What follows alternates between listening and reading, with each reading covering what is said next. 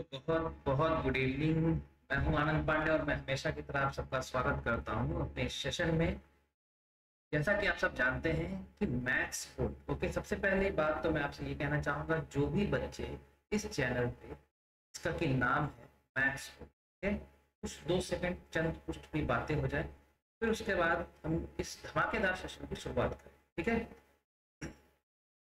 पहली बात तो बच्चों, इस चैनल का नाम अगर आपने पहली बार विजिट किया है तो नाम अच्छे से नोट कर लीजिए, क्योंकि आपको बहुत काम आने वाला है इन द नियर फ्यूचर इस चैनल को लेकर। ठीक है, मैथ्स बोर्ड सबसे पहले अगर आप विजिट कर रहे हैं तो इसको बच्चों सब्सक्राइब जरूर कर लीजिएगा। ठीक है, सब्सक्राइब जरूर कर लीजिएगा और उसके साथ साथ बेल आइकन जरूर प्रेस कर दीजिएगा। और बेल आइकन प्रेस करने के बाद उसमें ऑल पे क्लिक जरूर कर लीजिएगा, ताकि मैं जब भी वीडियोस लाता रहूं तो आपको उसका नोटिफिकेशन मिल जाया करे। ओके, और साथ ही साथ ये कहना चाहूंगा कि हर एक एग्जाम को हम बारी बारी से कवर करेंगे, आपको बहुत अच्छा लगने वाला है। ठीक है, अब रही बात MPSI की वैकेंसीज का, देखिए अभी कुछ पता नहीं है, लेकिन ऐसा नहीं है कि वैकेंसीज आएंगी नहीं, आएंगी जरूर, अभी नहीं, चुनाव के बाद आएगी, लेकिन आएगी जरूर। ठीक है, अभी तो फिलहाल आचार संहिता लग चुका है, तो उस पर कोई भी टिप्पणी करना अभी फिजूल की बात होगी। ठीक है, देखो SI के प्रीवियस ईयर क्वेश्चंस का ये तीसरा सेट है आज। इस पे ऑलरेडी मैंने 8 वीडियोस बच्चों ऑलरेडी इसमें मैंने डाले हुए हैं, और उसका जो लिंक है वो मैंने डिस्क्रिप्शन बॉक्स में दे दिया है, तो आप उसको जरूर देखिएगा। ठीक है, और फिर उसके बाद जब जैसे ही वैकेंसीज के बारे में पता चलेगा तो वापस हम इन चीजों को कंटिन्यू रखें। ओके, तो देखिए आज ये तीसरा सेट है बच्चों, और इस पे हम बहुत अच्छे तरीके से क्वेश्चंस को करने वाले हैं। जितने भी प्रीवियस ईयर के क्वेश्चंस आए हुए हैं उसको हम सॉल्व करें। ठीक है, तो मैं दोबारा बोल रहा हूँ, जो बच्चे पहली बार आए हैं, चैनल पे विजिट किए हैं, तो चैनल को सब्सक्राइब करना मत भूलिएगा, बेल आइकन जरूर प्रेस करिएगा, ज़्यादा से ज़्यादा लोगों को शेयर भी करिएगा। ओके, एंड ये जो प्रीवियस ये जो वीडियोस हैं MPSI की पूरी कंप्लीट प्लेलिस्ट है, उसका मैं लिंक दे दूंगा डिस्क्रिप्शन में, बिल्कुल आप देखिएगा जरूर, आपको बहुत फायदा मिलेगा। तो चलो सेशन की शुरुआत करते हैं बिना कोई वक्त जाया के। ओके, देखो सबसे पहला सवाल आपके स्क्रीन पर दिख रहा होगा, A, B and C can do a piece of work in 12, 36 and 48 days respectively. B left 7 days before the completion of the work and C left 3 days before its completion. Then in how many days the whole work was completed?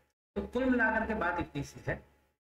Hindi वाले Hindi medium से आप पढ़ लीजिएगा। ठीक है, दोनों bilingual है, कोई दिक्कत की बात। देखो A, B और C किसी काम को 12, 36 और 48 दिन में कर सकते हैं। ठीक है, मान लेते हैं कि टोटल जो काम है, पूछा क्या गया है बच्चों, पूछा ये गया है कि पूरा जो वर्क कितने दिन में कंप्लीट होता है। सबसे बेस्ट अप्रोच आपको दे रहा हूँ, याद रखें। ठीक है, मान लेते हैं कि जो टोटल वर्क है, जो टोटल वर्क जो है वो कितने दिन में कंप्लीट हो रहा है, x डेज। ठीक है, वो कितने दिन में कंप्लीट हो रहा है, x डेज। ठीक है, हमें ये बताना है कि इसी x का वैल्यू क्या हो। ठीक, अब सवाल में दिया गया है कि काम पूरा होने के 7 दिन पहले B काम को छोड़ देता है, और C जो है काम पूरा होने के 3 दिन पहले छोड़ देता है। मतलब A के बारे में एक बात तो अपने को तय हुई कि A शुरू से लेकर के अंत तक पूरा समय काम किया। ठीक है, कुछ नहीं करना है, हम यहाँ 1 डेज वर्क का फंडा यूज करेंगे, आपने पढ़ा होगा। अगर A के 1 डेज वर्क के बारे में बात करें तो क्या हो जाएगा, 12 दिन में काम करता है तो हो जाएगा 1/12। ठीक है, लेकिन चूंकि A पूरा दिन काम कर रहा है, पूरा x डेज, तो ये क्या हो जाएगा, x/12।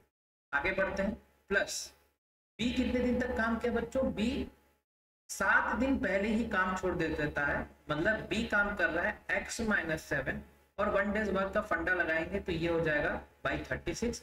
और ठीक उसी तरह से C के लिए बात करें तो C कितने दिन का हो जाएगा, x-3 days divided by 48। Okay, और ये टोटल किसके बराबर हो जाएगा बच्चों, 1 के बराबर, क्योंकि मुझे पता है कि आप सब बहुत समझदार हैं, आपने ये बात जरूर पढ़ी होगी कि टोटल वर्क जो होता है वो किसके बराबर होता है, 1 के बराबर। तो ये हो गया टोटल वर्क, ये किसके बराबर है, 1 के बराबर। ओके, चलो आगे बढ़ते हैं।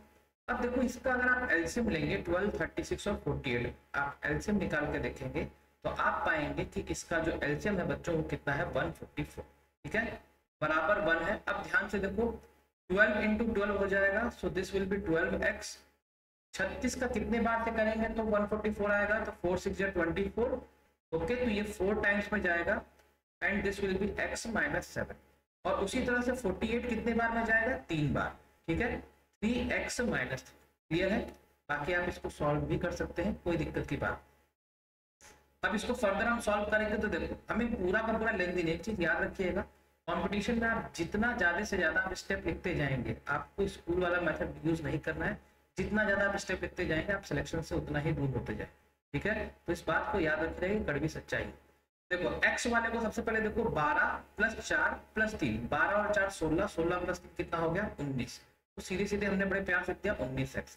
अब ये देखो 4 7 जा 28 और 3 3 जा 9, तो 28 और 9 9 8 कितना हो गया, 17। So this will be minus 37 बराबर हो गया प्यारे बच्चों 144। क्लियर है? एक बार क्रॉस चेक कर लेते हैं। 4 7 जा 28, 3 3 जा 9, 9 8 17 37। ओके, तो ये कितना हो गया 19x बराबर 37 उधर जाके जुड़ जाएगा, तो 7 और 4 11, 4 3 7 यानी कि 8, और ये हो जाएगा 181।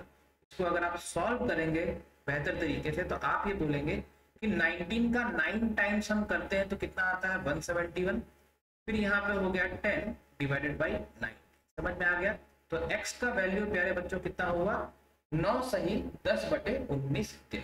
ठीक है, ऑप्शन सी जो होगा ये होगा इसका आंसर। आप देख सकते हैं कि आपको यहाँ पे डिवाइडेड बाई 19 वाले 2 ऑप्शन दिए हुए हैं, तो आपको गलती से बचना है। ठीक है, तो आई होप आपको सेशन अच्छा लग रहा हो बच्चों। आप ये जब भी इस तरह के सवाल आए याद रखिएगा कि 3 व्यक्ति के बारे में बात दिया गया है, तो जो दूसरा व्यक्ति है वो इतने दिन पहले छोड़ देता है, तीसरा व्यक्ति इतने दिन पहले छोड़ देता है। हमेशा आप इस तरीके को यूज करिएगा बेटा। The best approach is here. Okay, चलो आगे बढ़ते हैं सेशन में। दूसरा सवाल देखते हैं कि क्या पूछा गया। देखो बहुत अच्छे अच्छे सवाल हैं, ठीक है, आपको सोचने पर मजबूर कर देंगे और आप इनको तभी कर सकते हैं जब आपको कॉन्सेप्ट क्लियर है। फिलहाल हम प्रीवियस ईयर क्वेश्चन को डील कर रहे हैं, तो ये सवाल आपके सामने है। किसी वस्तु के अंकित मूल्य को क्रय मूल्य से 60% अधिक किया जाता है, ठीक है, तो अंकित मूल्य पे 10% की छूट हम कितने बार दें कि उसमें कोई हानि ना हो। Market price of an article is 60% more than the cost price, then how many times a discount of 10% can be given on the mark price so that there is no loss। बहुत ही प्यारा सवाल है, बहुत ही मस्त सवाल है। अब देखो ये बोला ये जा रहा है कि मार्केट प्राइस जो है अंकित मूल्य उसको क्रय मूल्य से 60% ज्यादा किया जाता है। ठीक है, तो बेटा एक चीज तो अपने को पता है कि क्रय मूल्य यानी कि कॉस्ट प्राइस क्या होता है 100%। अब सवाल में ये बोला है कि 100 में 60% और जोड़ा जा रहा है तो हमको मार्केट प्राइस मिल जा रहा है, तो मतलब मार्केट प्राइस कितना हो गया 160%। ठीक है, यहाँ तक तो कोई दिक्कत की बात नहीं है। ये क्या हो गया, ये हो गया सीपी, और ये बच्चों क्या हो गया एमपी मार्केट प्राइस। ठीक है, अंकित मूल्य मतलब जिसपे कोई भी वस्तु अंकित की जाती है, अंकित होती है। ठीक है, अब देखो ध्यान से सवाल ये बोला है कि अब इसी अंकित मूल्य पे इसी मार्केट प्राइस पर हम कितने बार 10% की छूट दें ताकि कोई हानि ना हो। हानि कब होगी, हानि तब होगी जब वो आंकड़ा जो है वो 100% से कम हो जाए। जब वो आंकड़ा जो है वो 100% से कम हो जाए, मतलब 100% या 100% से ऊपर रहेगा तब तक हानि नहीं। ठीक है, तो चलो डिस्काउंट देना शुरू करते हैं। आपको बेटा पता होना चाहिए कि डिस्काउंट जो है हमेशा वो मार्केट प्राइस पे दिया जाता है। तो सबसे पहले देखो हम इस पे 10% की छूट देते हैं। देखो क्या होगा, ध्यान से देखो, मैं पहला वाला स्टेटमेंट आपको बता रहा हूँ, बाकी के आप उससे ट्राई करिएगा। अगर कोई दिक्कत हो तो कमेंट सेक्शन में जरूर मेंशन करिए। ठीक है, तो देखो 160% दिया हुआ है, इसमें हम 10% की छूट देंगे। ठीक है, तो 10% बेटा हवा में तो रहेगा नहीं, 10% हम किस पे छूट दे रहे हैं 160%।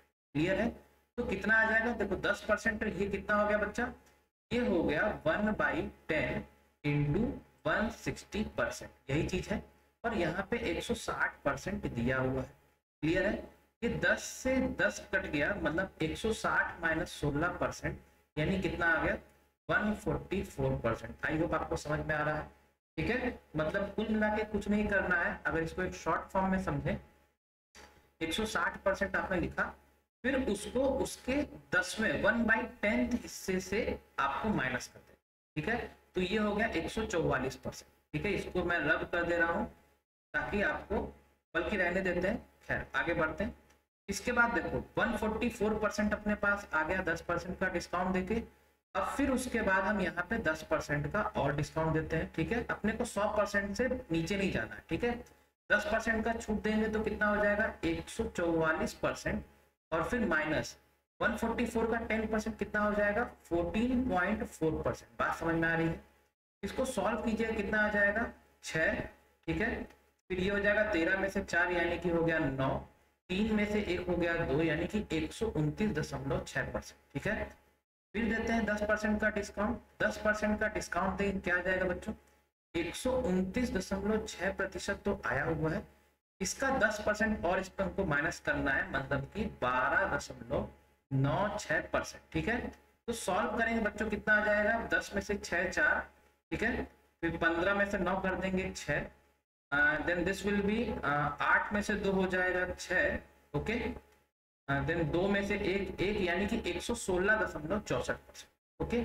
एंड लास्ट 116.64% है, इसमें अब भी 10% हम माइनस कर सकते हैं कि नहीं, बिल्कुल कर सकते हैं। तो 116.64% में हम माइनस कर देते हैं 11.64%, ठीक है। हमने क्या किया बस 10% इसका हम माइनस करते जा रहे हैं। आपको बस ये वाला स्टेप समझना है, अगर आपने ये स्टेप समझ लिया है तो ये भी आपको समझ में आ जाए, ठीक है। इसको आप माइनस करेंगे बेटा तो ये कुछ आपका, देखो बता रहा हूँ 6 में से 1 5, मतलब ये 105% के लगभग आएगा, ठीक है। अब इसके बाद अगर आप माइनस करेंगे तो अब जो आंकड़ा है वो 100% से नीचे चला जाएगा, जो कि हानि हो जाएगी, लॉस हो जाएगा, ठीक है। तो सवाल में क्या पूछा गया है कि 10% को हम कितने बार कर सकते हैं, कितने बार दे सकते हैं डिस्काउंट। तो आप बोलेंगे बच्चों कि हम 10% को कितने बार दे सकते हैं, 1 बार 2 बार 3 बार और 4 बार। तो आपका जो आंसर होगा वो होगा ऑप्शन नंबर ए 4, ठीक है। बहुत प्यारा सवाल है, बहुत ही उम्दा शानदार सवाल है। आपको कहीं भी कैसा भी डाउट होगा जरूर पूछिएगा बेझिझक, ठीक है। और अगर आपने परसेंटेज बच्चों अच्छे से पढ़ा है तो आप इस चीज को बड़े ही बखूबी और बहुत आसानी से समझ सकते हैं, ठीक। और फिर भी अगर कोई डाउट होगा बेझिझक कमेंट करिए, मैं बताऊंगा सर। अगला सवाल आपके सामने बताओ। देखिए इस सवाल को ट्राई जरूर करिएगा, ठीक है। ये वीडियो जो भी बच्चे देख रहे होंगे इसको ट्राई करेगा, बहुत अच्छे अच्छे सवाल है, ठीक। देखो आपको मैं बताता हूँ, वीडियो को पॉज कर लेना, ट्राई करना, और फिर मैं जो सॉल्यूशन बता रहा हूँ उसको देखो।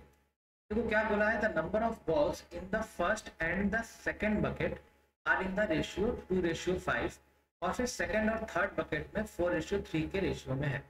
बोला है कि difference between the number of balls in the first and the third bucket is 483 and find the total number of balls in the bucket. बेटा पहली बात एक चीज याद रखो, ठीक है ना, आपको कोई कहानी नहीं लिखना है, आपको कोई पीएचडी नहीं करनी है, कोई इतिहास नहीं लिखना है। सवाल को आप ऐसा कोशिश करिए, ऐसा प्रैक्टिस करिए कि पूरा का पूरा सवाल आपको ना पढ़ना, ठीक है। बस मुख्य मुख्य बातों को आपको देखना है, ठीक है। जो हिंदी मीडियम वाले बच्चे भी हैं वो भी, और जो इंग्लिश मीडियम के हैं वो भी, ध्यान से मेरी बातों को सुनना, ठीक है। सवाल होगा, एक टेक्निक भी बता रहा हूँ, उसको भी ध्यान से। नंबर ऑफ बॉल्स का बेटा दिया गया है रेशियो, पहले और दूसरे का जो रेशियो है वो कितना है 2:5, ठीक है। तो मान लो कि हम ऐसे लिखते हैं फर्स्ट रेशियो सेकंड बकेट, ठीक है। कितना बच्चों रेशियो दिया गया है 2:5। फिर देखो क्या बोला है कि सेकंड और थर्ड बकेट का रेशियो है 4:3। सेकंड बकेट और थर्ड बकेट का कितना रेशियो दिया गया है 4:3। अब बच्चों एक चीज याद रखना, इसको हम क्या करेंगे, हम सीधे सीधे इसको क्या ऐसे कर सकते हैं कि फर्स्ट सेकंड और थर्ड का रेशियो निकालो, बिना कुछ सोचे समझे। सबसे पहला काम तो यही करना है कि फर्स्ट सेकंड और थर्ड का रेशियो करना क्या है, ध्यान से सुनो। देखो आप देख रहे हो कि ये सेकंड है और ये भी सेकंड है, मतलब दोनों तो सेम होना चाहिए, ठीक है। दोनों वैल्यू अलग अलग कैसे हो जाएंगी, तो हम ऐसा करेंगे, दोनों का हम एलसीएम ले लेंगे। 5 और 4 का एलसीएम क्या हो जाएगा 20, मतलब हम इसको 4 से मल्टीप्लाई करेंगे और इस पूरे को हम 5 से मल्टीप्लाई करेंगे। तो ये ऊपर में बच्चों क्या आ जाएगा 4 2 जा 8 और 5 4 जा 20, और ये बच्चों कितना आ जाएगा 20:15। बात समझ में आ रहा है। तो कुल मिला के फर्स्ट सेकंड और थर्ड बकेट का रेशियो हो गया 8:20:15। आई होप आपको ये बात समझ में आ क्लियर है। आगे बढ़ते हैं, ध्यान से देखना अगला जो मैं बताने का, ठीक है। अब सवाल में दिया गया है कि पहले और तीसरे बकेट का जो अंतर है वो 483 है, तो टोटल बताना है कि टोटल संख्या क्या होगी। कुछ नहीं करना है, सीधे सीधे पहले और तीसरे बकेट का अंतर 15 और 8 का अंतर कितना हो गया बच्चों 7। मतलब सवाल में क्या दिया गया है कि 483 जो है वो 7 यूनिट का वैल्यू दिया गया है, हमें पता क्या करना है, हमें टोटल पता करना है। टोटल इसको आप जोड़ेंगे बेटा कितना आ जाएगा 43। क्लियर है? आप इसको सॉल्व करेंगे तो देखो 7 7 जा 49, ठीक है। ओके 7 7 जा नहीं, 7 का 6 बार में 7 6 जा 42, 63, 7 9 जा 63, तो ये हो जाएगा 69 इंटू 43। सॉल्व कीजिएगा इसको तो आपका जो उत्तर आएगा वो आएगा 2967, ऑप्शन क्रमांक बी। ठीक है, बहुत ही प्यारा सा सवाल था रेशियो के ऊपर। ठीक है, तो ये जो सवाल है सिर्फ और सिर्फ एमपीएसआई के लिए, आने वाली जितनी भी वैकेंसीज हैं उन सभी के लिए। ठीक है, और लेटेस्ट इन्फॉर्मेशन को जानने के लिए मैथ्स पोल को जरूर सब्सक्राइब किए रहिएगा, बहुत आपको बहुत ही फायदा मिलेगा। ओके, चलो बढ़ते हैं अगले सवाल पे। मैं फिर से बोल रहा हूँ, कोई भी डाउट होगा बेझिझक जरूर पूछिए। चलो बताओ, बड़ा आसान सा सवाल है। The cost of fencing around a square field at the rate of 15.5 पर मीटर इज इतना। Find the area of the field. एक वर्गाकार मैदान के चारों तरफ बाड़ लगाने में 15.5 रुपए प्रति मीटर के हिसाब से इतना रुपए खर्च होते हैं। मैदान का क्षेत्रफल ज्ञात कर। बट सिंपल सा है, क्या है मीटर, तो हम क्या बोल सकते हैं कि सरकमफेरेंस। ठीक है, मतलब प्रति मीटर में 15.5 रुपए लग रहा है, तो पूरा का पूरा स्क्वायर में कितने का खर्चा हुआ है 5580 रुपए, मतलब पूरे सरकमफेरेंस का खर्चा बता रहा है। तो कुछ नहीं करना है, स्क्वायर का सरकमफेरेंस बच्चों क्या होता है 4 इंटू ए, 4 इंटू साइड होता है, मल्टीप्लाइड बाय कितना कर दोगे 15.5, और ये बच्चों किसके बराबर दिया गया 5580। क्या यहाँ से आपको ए का वैल्यू मिल जाएगा? बिल्कुल मिल जाएगा। चलो सॉल्व करते हैं। ठीक है, तो ये हो जाएगा 5580 डिवाइडेड बाई 15.5। 15.5 को हम 155 लिखते हैं, तो नीचे डिवाइडेड बाई 10 जो है वो ऊपर चला जाएगा। ठीक है, इंटू क्या करेंगे 4 जो है नीचे आ जाएगा। क्लियर है? सॉल्व करते हैं, ध्यान से देखो इसको सॉल्व करते हैं। आई थिंक ये 31 से अगर देखेंगे 31 से नीचे भी कैंसिल हो जाएगा। 31 से हम देखते हैं क्या ऊपर कैंसिल होगा क्या 558 को 31 से करेंगे, 2 से करेंगे 2 1 जा 2, 2 3 जा 6, नहीं ये 2 से तो जाएगा नहीं। 31 का 1 बार में करेंगे तो 31, 5 में से 4, 5 में से 3 हो गया 2, 248। देखो 8 बन जाए 8 और 8 3 जा 24, मतलब 248 ये सीधे सीधे जाएगा। तो 31 से बच्चों ये डिवाइड हो रहा है सीधे सीधे 18 बार में, यानी कि 180 हो गया, और ये हो गया 5 बार। बात समझ में आ रही है? अब देखो इसको और फर्दर कैंसिल कर सकते हैं। 5 3 जा 15, 30, 5 6 जा 30। ठीक है, 4 का 9 बार में, मतलब 9 इंटू 10 कितना हो गया 90 मीटर। बात समझ में आ रहा है? तो मतलब जो उसकी भुजाओं का जो माप है वो कितना है 90 मीटर, मतलब length of the square edge side. ठीक है, तो स्क्वायर का एरिया क्या होता है ए स्क्वायर, यानी कि 90 का स्क्वायर बराबर कितना हो गया प्यारे बच्चों 8100 metre square, option number B. I hope आपको सेशन बहुत अच्छा लगा होगा बेटा। ठीक है, कमेंट जरूर करिएगा, सेशन पसंद आ रहा होगा तो लाइक जरूर करिएगा, शेयर भी करिएगा। ठीक है, आगे बढ़ते हैं। अगला सवाल, किसी भी सवाल में कैसा भी डाउट हो या कोई और भी डाउट हो जरूर पूछिए। चलो आगे बढ़ते हैं अगले सवाल। ठीक है, देखो ये पूछा गया प्रीवियस ईयर में, कितने शानदार शानदार क्वेश्चन पूछे गए हैं। यदि ए समीकरण इसका मूल है तथा बी दिए गए समीकरण का मूल है, तो ए प्लस बी का मान ज्ञात कर। बेटा कुछ नहीं करना है, जब भी इस तरह का सवाल पूछा करे, जब भी ये क्या बोला है कि मूल, मूल यानी कि रूट, हमेशा देखिए रूट जो है वो इक्वेशन को सेटिस्फाई करता है। ठीक है, तो देखो क्या है Y square minus Y minus 56 बराबर 0, इसका मूल क्या है बच्चों ए। ठीक है, अच्छा एक चीज याद रखिएगा, ए और बी दोनों 0 से बड़े। जब ए इसका मूल है, मतलब क्या कहते हैं रूट है, तो कुछ नहीं करना है, बाई की जगह बस ए रख दो। तो ये हो गया ए स्क्वायर माइनस ए माइनस 56 बराबर 0, इसको हम ब्रेक कर देते हैं।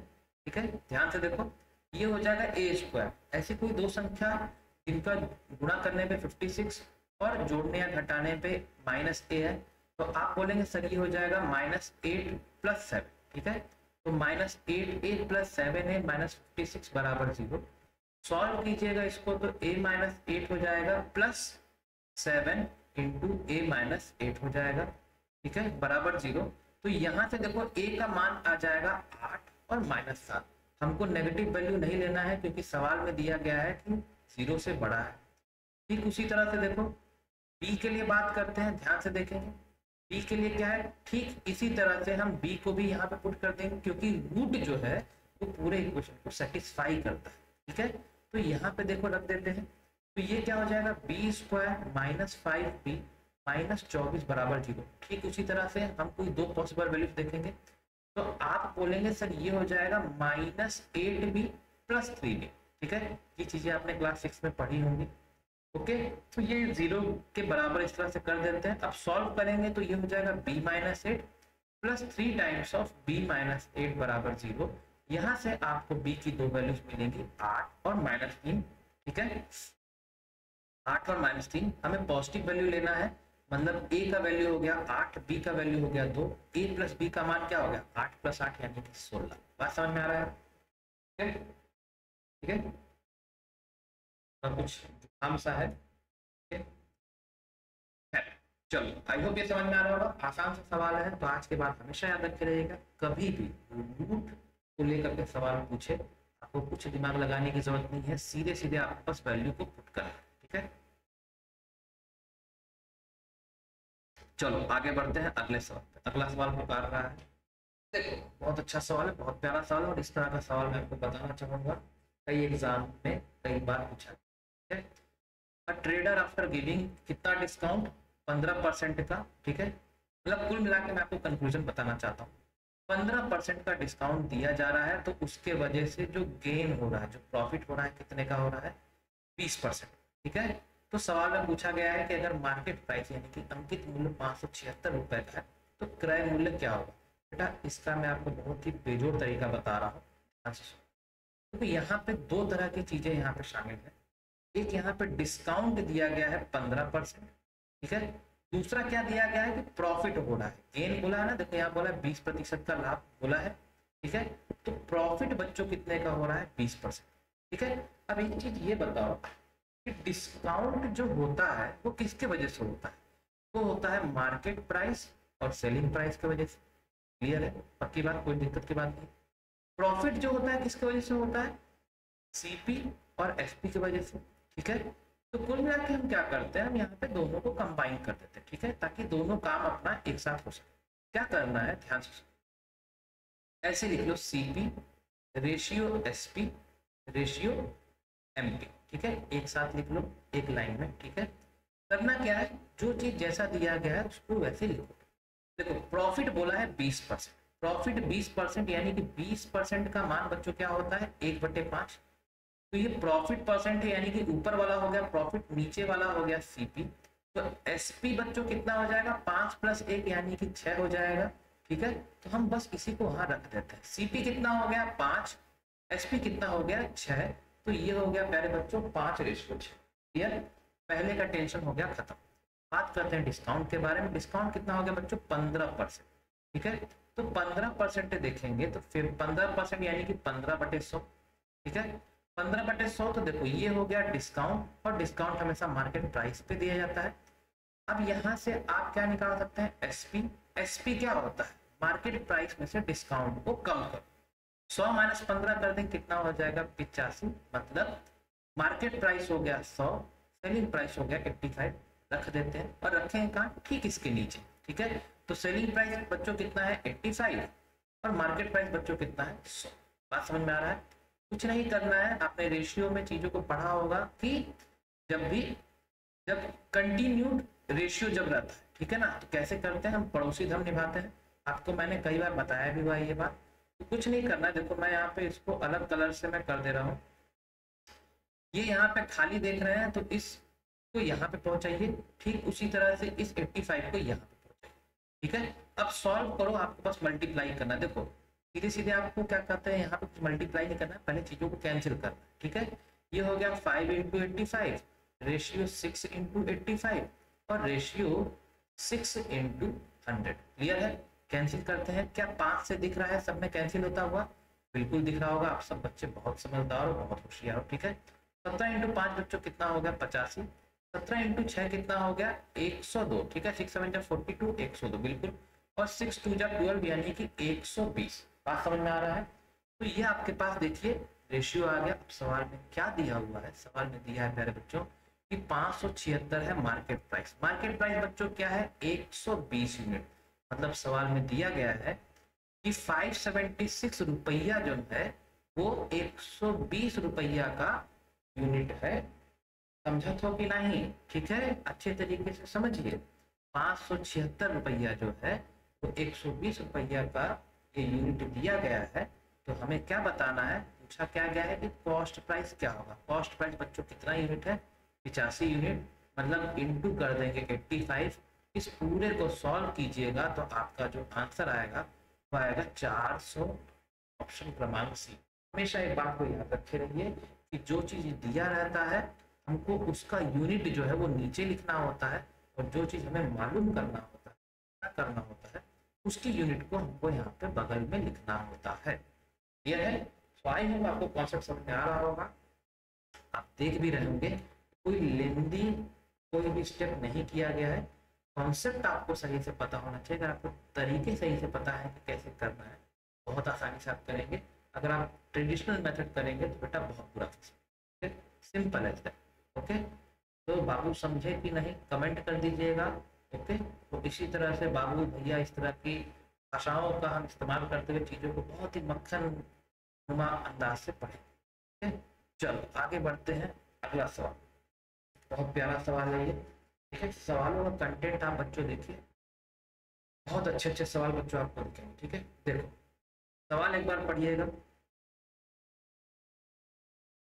Tap A can fill a tank in 15 minute. ठीक है, कोई ए टंकी है वो 15 मिनट में भरती है। ठीक है, देखो 15 मिनट में कौन भर रहा है? ए। ध्यान से देखो, मैं आपको लिख दे रहा हूँ। बी कितने देर में फिल कर रहा है? 10 मिनट में। ठीक है, बी 10 मिनट में फिल कर रहा है। और सी जो है वो क्या कर रहा है? खाली कर रहा है 30 मिनट में। सी क्या कर रहा है? खाली कर रहा है 30 मिनट में। ठीक है, 30 मिनट। ध्यान से रखे रहिएगा। अब सवाल में क्या दिया है कि टैप सी जो है वो 7 लीटर पानी अगर खाली कर देता है 1 मिनट में, तो बोला है कि all 3 taps together can fill how much tank in 5 minute. तो कुल मिला के सवाल ये है कि तीनों का देखो आपको टाइम दिया गया है। बोला है कि सी वाला जो नल है वो अगर 7 लीटर पानी को अगर 1 मिनट में अगर वो खाली कर देता है, 1 मिनट मतलब 7 लीटर पानी वो खा जाता है। ठीक है, तो तीनों मिल के 5 मिनट में कितनी टंकी भर पाएंगे? देखो क्या करना है, बहुत आसान सा है। कोई एलसीएम मेथड लगाने की जरूरत नहीं है। एलसीएम मेथड बहुत अच्छा तरीका होता है, लेकिन जहाँ पे जरूरत हो हम वहां पे तो यूज करेंगे। यहाँ पे बेटा कोई जरूरत नहीं। आपको ये चीज ये पता होगी, वर्क एंड टाइम मतलब टाइम एंड वर्क में हमने ये फॉर्मूला पढ़ा है और पढ़ा भी होगा आपने। वर्क बराबर होता है एफिशिएंसी इनटू डेज। ठीक है, अब सवाल देखो बस आपका यहाँ पर है कि अगर आपने इस पॉइंट को अच्छे से समझा है तो पूरा सवाल समझ लो। देखो सी के लिए बात करते हैं, ध्यान से सुनिएगा बातों को। सी के लिए देखो ये 7 लीटर क्या हो गया? कार्य। ये हो गया समय। कार्य दिया है, समय दिया है, तो क्या सी की क्षमता नहीं निकाल सकते हैं? बिल्कुल निकाल सकते हैं। तो हम बोलेंगे कि ई की जो सी की जो एफिशिएंसी वो क्या हो जाएगा? वर्क बाई डेज मतलब समय। ठीक है, चाहे मिनट में हो, दिन में हो, किसी में। वर्क कितना है? 7 का। समय कितना लग रहा है? 1 का। मतलब सी की एफिशिएंसी हो गई 7। बात क्लियर है? ठीक है, मैंने ये पूरा इस तरह से करके इसलिए दिखाया ताकि आपको चीजें क्लियर हो। अब ध्यान से देखो करना क्या है। सी का आपको बेटा एफिशिएंसी पता चल गया। अब देखो जब एफिशिएंसी पता है तो क्या हम टोटल वर्क निकाल सकते हैं? सीधे सीधे बेटा क्या करना है, वर्क बराबर क्या होता है? Efficiency into days. सी की एफिशिएंसी बच्चों कितना दिया हुआ है? 7। ठीक है, और सी के द्वारा कुल कितना समय लग रहा है? ठीक है, 30 मिनट। तो 7 इंटू 30 मैंने किया तो ये क्या आ गया? 210। तो 210 क्या है बेटा? ये कुल कार्य है, टोटल वर्क जो कि तीनों मिलके कर पा रहे हैं। ठीक है, अब यहाँ पे देखो बात हो गया क्लियर। अब ध्यान से सुनो, अपने को पता क्या करना है कि कितने देर में वो 5 मिनट में कितना भर पाएंगे। ठीक है, मतलब कुल मिला के पूछा क्या जा रहा है कि वो कितना कार्य कर पाएंगे 5 मिनट। तो एफिशिएंसी तीनों का, ठीक है, E3 मतलब कि तीनों की एफिशिएंसी इनटू टाइम। टाइम कितना है बच्चों? 5 मिनट। अब तीनों की एफिशिएंसी क्या हो जाएगी? मैं आपको पूरा समझा रहा हूँ इसीलिए ऐसा लिख रहा हूँ, नहीं तो मैं डायरेक्ट लिखता। ठीक है, तो देखो तीनों की एफिशिएंसी यानी कि एफिशिएंसी ए, एफिशिएंसी बी और एफिशिएंसी सी इंटू 5। ठीक है, अब सी की तो एफिशिएंसी आपको मिल गई। ठीक है, लेकिन एक बात बेटा यहाँ पे ध्यान देना, सी जो है वो क्या कर रहा है, खाली कर रहा है। क्या कर रहा है बेटा, पानी को खाली कर रहा है। तो जब भी खाली करता है तो क्षमता हम क्या लेते हैं, नेगेटिव। ठीक है, बस इतना सा अंतर है। ठीक, अब देखो सी की तो क्षमता पता है, ए और बी की क्षमता कैसे निकालेंगे, सिंपल सा है, इसी फॉर्मूले का यूज करके। अगर ए की एफिशिएंसी के बारे में बात किया जाएगा तो क्या हो जाएगा, वर्क बाई टाइम। वर्क कितना है 210 का, डिवाइडेड बाई ए के द्वारा लगने वाला समय 15 मिनट।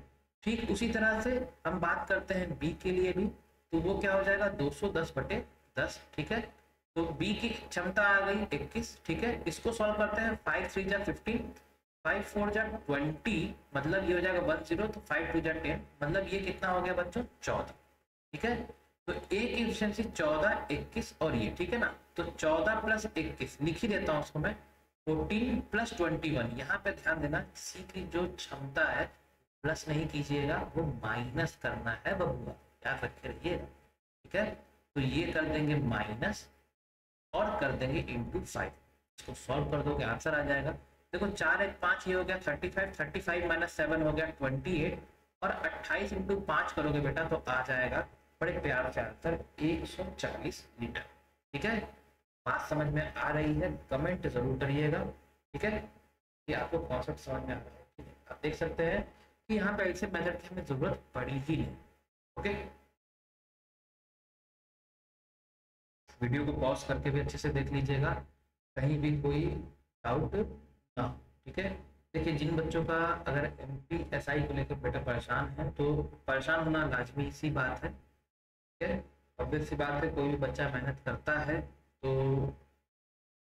परेशान होना लाजमी सी बात है, हर सीरियस कैंडिडेट परेशान होता है, लेकिन तब भी हमें उसमें लगे रहना है। MPSI नहीं तो UPSI का भी अभी सुनने में आ रहा है वैकेंसी आने वाली है, उसके लिए मैं डिटेल पूरा एक मैं वीडियो बनाऊंगा। ठीक है, उसकी तैयारी करते रहिए। ठीक है, कोई दिक्कत की बात नहीं है।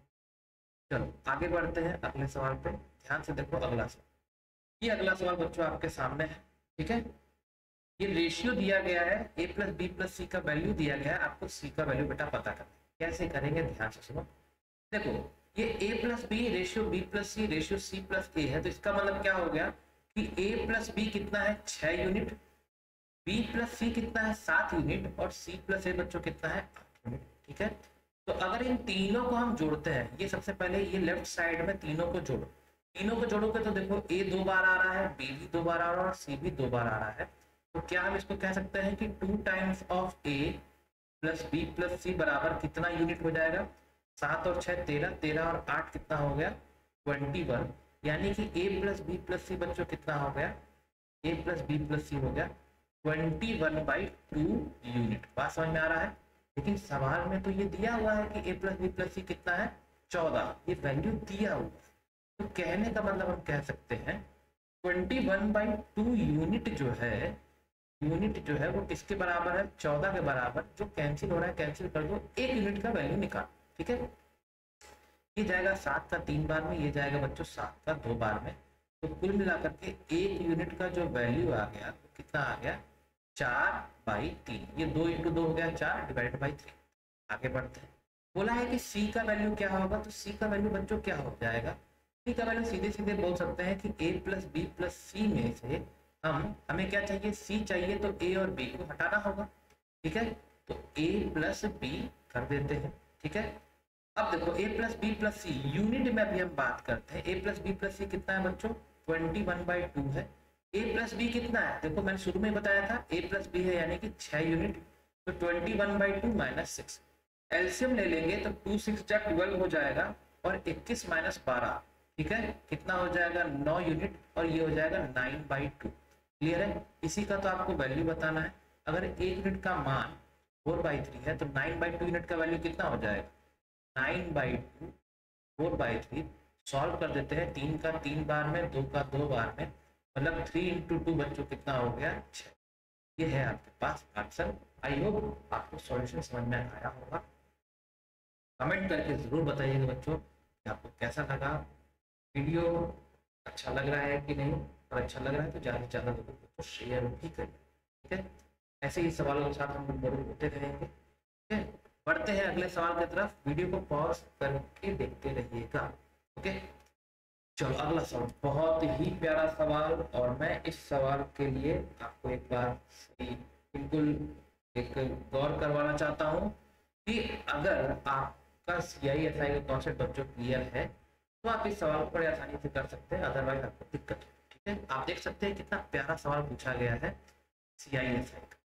ठीक है, क्लियर है। अब देखो कैसे कर, 10,000 रुपए की राशि को दो अलग अलग स्रोतों पर ब्याज दिया जाता है। पहले स्रोत में पहले 2 वर्ष 10% की साधारण ब्याज की दर से तथा अगले 2 वर्ष में 10% की चक्रवृद्धि ब्याज की दर से ब्याज लिया जाता है। ठीक है, ये तो हो गया पहले सोर्स का इंफॉर्मेशन। यहाँ से क्या है, दूसरे सोर्स में पहले 2 वर्ष जो है 10% चक्रवृद्धि ब्याज और फिर अगले 2 वर्ष जो है 10% साधारण ब्याज। सवाल को बहुत अच्छा, ठीक है। फिर बोला है तो 4 वर्ष का कुल मिश्र धन का अंतर ज्ञात करें। ठीक है, ऐसा करते हैं कि इस सवाल को मैं आपके लिए देता हूं टास्क। ठीक है, सवाल तो मेरा करवाने का मन बहुत है, लेकिन मैं आपको ये देता हूं टास्क, ताकि मैं चाहता हूं जो भी बच्चे इस वीडियो को देखें कमेंट जरूर करिएगा। अदरवाइज जो भी अगला सेशन मैं बनाऊंगा, मतलब ठीक 1 दिन बाद जो मैं अगला सेशन जो अगला वीडियो डालूंगा, मैं उसमें इसका आंसर बताऊंगा। ठीक है, तो मैं देखना चाहूंगा कि आप क्या इस सवाल को करते हैं कि, ठीक है, अगला सेशन में इसका आंसर मैं आपको दूंगा। चलो, कुछ मेहनत थोड़ी आप भी करें, सारा मैं ही बता दूंगा तो क्या फायदा रहेगा। ठीक है, चलो अब बढ़ते हैं बच्चों इस सवाल पे। ठीक है, देखो, after allowing a discount of 10% on the mark price, the selling price of washing machine is इतना if no discount is given। ठीक है ना, no discount is given। देखो यहाँ पे एक नई तरह की चीज दिख रही है, if no discount is given the shopkeeper makes a profit of इतना। कॉस्ट प्राइस क्या है, तो कुल मिला के सबसे पहली बार इंफॉर्मेशन क्या दिया गया है कि 10% का डिस्काउंट दिया जाता है मार्केट प्राइस पर, तो सेलिंग प्राइस हो रहा है 28,800। बेटा आपको पता है कि मार्केट प्राइस क्या होता है 100%, 100 में से 10% का छूट दे दिया जा रहा है, तो मतलब सेलिंग प्राइस बच्चों कितना हो गया, 100% में से 10% हम माइनस कर देंगे तो सेलिंग प्राइस कितना हो गया मेरे बच्चों, 90%। बात समझ में आ रहा है, प्रतिशत का कॉन्सेप्ट आपका बहुत अच्छे तरीके से क्लियर होना चाहिए। ठीक है, तो देखो, और सवाल में यही दिया हुआ है कि इस 90% का वैल्यू दिया गया है 28,800। तो देखो हम क्या यहाँ से मार्केट प्राइस निकाल सकते हैं, बिल्कुल निकाल सकते हैं। कैसे निकालेंगे, 28,800 जो है ये क्या है बच्चों, ये सेलिंग प्राइस। ठीक है, तो 28,800 कितने का वैल्यू हो गया, 90% का। मार्केट प्राइस जो होता है बच्चों वो क्या होता है, अपने आप में 100% होता है, तो यहाँ पे हम लिख देंगे मल्टीप्लाइड बाई 100। ठीक है, हमेशा याद रखिएगा, जो चीज दी गई रहती है उसको हम नीचे लिखते हैं, जो पता करना होता है उसको हम बगल में लिखते हैं, मल्टीप्लाई कर देते हैं। ठीक है, देखो परसेंट से परसेंट कैंसिल हो गया, ये 0 से बच्चों 0 कैंसिल कर देते हैं। देखो 9 का कितने बार में जाएगा, 3 बार में, 27, 1 में 8, तो 9 2 जा 18, तो यहाँ पे 1 0 रह गया और यहाँ पे 2 0, मतलब 32,000 ये जो आया, ये आपके पास क्या निकल के आ गया बच्चों, मार्केट प्राइस। समझ पा रहे हैं, पूरा का पूरा कॉन्सेप्ट का खेल है। अगर आपको कॉन्सेप्ट क्लियर है तो आसानी से निकाल लोगे, अदरवाइज सवालों के ही जाल में पूरा उसी में ही फंसे रहेगा। ठीक है, तो हमें फंसना नहीं है, हमें अच्छे से निकलना। ठीक है, अब आते हैं सवाल के दूसरे हिस्से पे। बोला गया है कि if no discount is given, कोई डिस्काउंट नहीं दिया जाता। बेटा यार एक चीज याद रखो, डिस्काउंट का अगर आपने फॉर्मूला पढ़ा होगा तो ये बेटा क्या होता है, market price minus selling price. अब अगर डिस्काउंट नहीं दिया जा रहा है, मतलब डिस्काउंट हो गया 0, तो मतलब यहाँ से हमें क्या मिला कि सेलिंग प्राइस और मार्केट प्राइस आपस में बराबर हो गए, और इसका मतलब कि मार्केट प्राइस 32,000 रुपए है, तो ये सेलिंग प्राइस भी हमको क्या मिल गया बच्चों, 32,000 रुपए। ठीक है, अब ये मत सोचने लगना कि सेलिंग प्राइस का सर ऑलरेडी दिया हुआ है 28,800, तो फिर ये नया सेलिंग प्राइस क्या आ गया। बेटा सवाल के इस हिस्से तक हमने जो सॉल्व किया तो हमको यहाँ पे अंकित मूल्य मतलब मार्केट प्राइस की वैल्यू मिल गई। लेकिन अब सवाल के दूसरे हिस्से में बोला जा रहा है कि अब अगर डिस्काउंट ना दिया जा रहा हो, डिस्काउंट नहीं दिया जा रहा तो आपने देखा कि सेलिंग प्राइस और मार्केट प्राइस आपस में बराबर हो जाते हैं, और मार्केट प्राइस हमेशा याद रखना अंकित मूल्य कभी भी चेंज नहीं होता है। ठीक है, मैं फिर से बोल रहा हूँ एक्सप्रेशन के साथ, अंकित मूल्य कभी भी चेंज नहीं होता है। आई होप आपको मेरा एक्सप्रेशन अच्छा लगा होगा। ठीक है, नहीं लगा है तो कोई बात नहीं, कॉन्सेप्ट अच्छा लगना चाहिए। ठीक है, 32,000 रुपए। अब देखो बोला जा रहा है कि शॉपकीपर 25% का मुनाफा कमा रहा है, तो कॉस्ट प्राइस क्या होगा। देखो सेलिंग प्राइस अपने को पता चल गया, 25% का प्रॉफिट अगर इसको भिन्न में करेंगे तो क्या हो जाएगा, 1/4, मतलब 1 का प्रॉफिट है, 4 का सीपी है, तो एसपी बच्चों कितना हो जाएगा, 4 + 1 यानी कि 5 यूनिट। तो सीधे सीधे लिखते हैं, जो दिया गया उसको नीचे लिखते हैं, जो पता करना है उसको बगल में लिखते हैं। पता क्या करना है, कॉस्ट प्राइस। तो देखो 32,000 दिया हुआ है, और ये क्या है, सेलिंग प्राइस, मतलब 5 यूनिट का वैल्यू। हमें पता क्या करना है, कॉस्ट प्राइस, मतलब 4 से मल्टीप्लाई कर देते हैं, सॉल्व करते हैं इसको। देखो ये कितने बार में जाएगा, 5 का 6 बार में 30, 20 यानी कि 5 4 20, 0 0। तो 4 × 64 करोगे, 00 4 4 16, 25,600 रुपए इसका होगा आंसर। आई होप आपको मेरी पूरी की पूरी बात समझ में आई। ठीक है, क्लियर है। वीडियो को बेटा पूरा अंत तक जरूर देखिएगा, बहुत ही सिलेक्टिव क्वेश्चंस हैं और बहुत ही अच्छे और शानदार क्वेश्चन। ठीक है, कमेंट करके बच्चों जरूर बताइएगा। आई होप ये शायद आज के सेशन का आखिरी सवाल था, और जी हाँ, ये आज के सेशन का बच्चों आखिरी सवाल था। तो कमेंट करके जरूर बताइएगा कि आपको सेशन कैसा लगा। कहीं पर भी कैसा भी डाउट हो जरूर पूछिएगा, और इस तरह से हम रिवीजन के प्रैक्टिस सेट हम लाते रहेंगे, हर एक एग्जाम को बारी बारी कवर किया। ठीक है, तो अभी के लिए फिलहाल इतना रखते हैं। कमेंट जरूर करिएगा, शेयर और सब्सक्राइब जरूर करिएगा। Thank you very much. ठीक है, तो फिलहाल सेशन को करते हैं the end. Thank you very